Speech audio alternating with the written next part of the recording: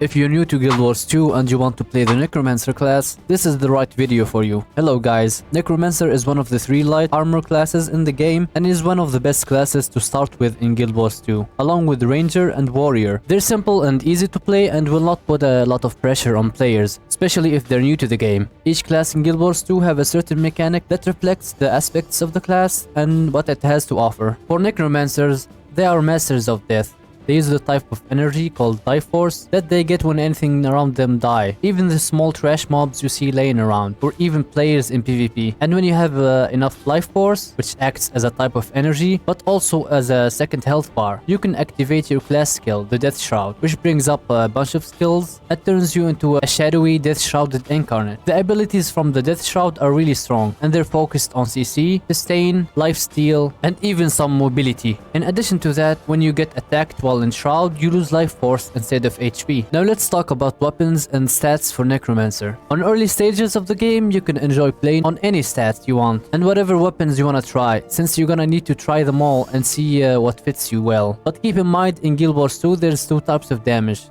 There's power, also referred to as strike damage, which is the raw damage you get from other attacks and skills. And there's condition damage, which is the damage from conditions like burning, poison, bleeding, etc. And Necro can do both. They have weapons focused on power and others on condition damage. Axe, Warhorn and Focus are weapons focused on strike damage. Axe is a ranged weapon that can deal tons of burst damage. Warhorn is an utility weapon, mostly paired up with Axe or Dagger. It can fear enemies and give an aura that life steals a bit and makes you faster. Focus is all about stealing buffs and life force from enemies and dealing high strike damage. Scepter is the condition weapon. It's all about slowing and applying conditions to enemies. Dagger main hand is a hybrid weapon, mainly focused on life stealing and also regenerating life force with auto attacks. Offhand daggers are a CC and a condition weapon. Staff can do both types of damage and it's the most famous Necro weapon because it can do a lot of things. AoE enemies and apply conditions and deal heavy strike damage too, and even giving you a regeneration buff. And soon with a new update, Necromancer will be able to use dual swords. Personally, I'm very excited for them.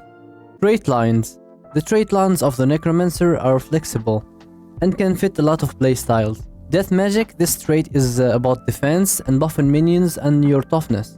Blood Magic, this trait is all about healing, lifesteal and support of utility. Soul Reaping, this trait buffs your Death Shroud. This should be the first spec you unlock when you're leveling up, because it buffs your Shroud damage and skills. Curses is a trait line focused on condition damage and even healing from applying conditions to enemies. Spite, this trait focused around strike damage and stacking the might buff, which makes you gain a lot of power. Now let's go through the utility skills. Minions. Necromancer can summon various minions such as the Blood Fiend and Flesh Golem to aid them in battle. These minions can provide additional damage or utility. For example, the Shadow Fiend can blind enemies and apply weakness to them, while the purpose of the Flesh Golem is to tank enemies for you and apply a lot of CC. In my opinion, these are the first skills you should unlock when you level up. It'll help you out a lot. Minions tank and you just do damage from behind. Wells.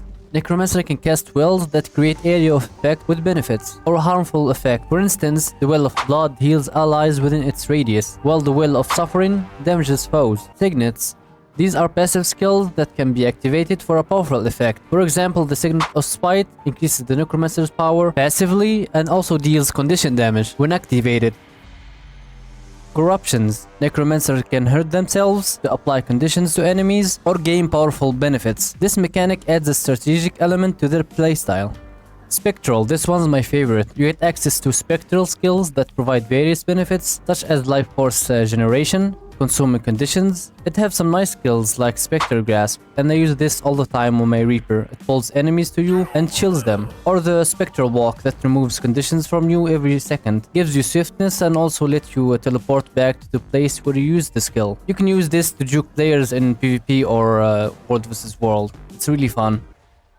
As for playstyle, Necromancers can literally do anything from face tanking bosses while life stealing and sustaining themselves with all the heals they have and from the dagger, or they can stay behind and let their minions gang up on mobs while they chill back and use their skills. Later on, when you unlock light specs, your playstyle can be based around it. For example, Reaper is mostly focused on melee combat. They have the ability to wield the greatsword and chill enemies and literally yells at their enemies with their shouts. Your soul is mine. and have much sustainable and aggressive playstyle than basic Necro. If you wanna learn more about Reaper, I have tons of guides on the channel about it. Then there's Scourge, which sacrifices the Shroud mechanic and unlocks sand shades that can give them barriers and spread conditions to enemies, and they can yield a torch. Harbinger is the latest elite spec for Necro introduced in End of Dragons expansion, and the Yield Pistol.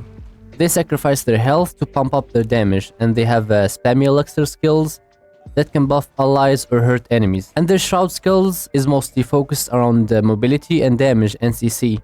There's no sustain here. For endgame armor stats, it really depends on what spec you play. Reaper tend to go berserker gear and group content and even in open world. But don't worry, if you like the condition damage playstyle, you can go condition Reaper for fun. And I have a perfect build for that too.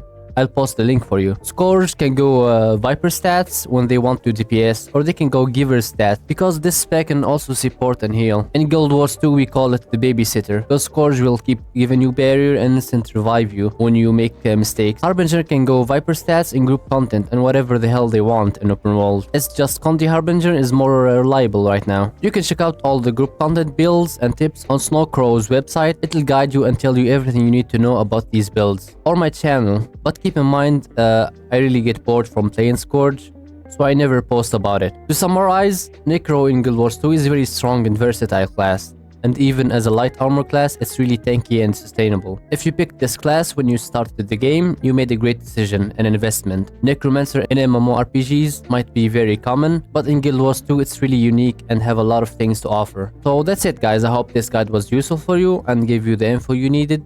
Support me with a like on the video and subscribe if you're new to the channel. I'll post some useful links for you on the description, and if you have any question, ask me anything in a comment. And if you want to support me furthermore, join my Patreon.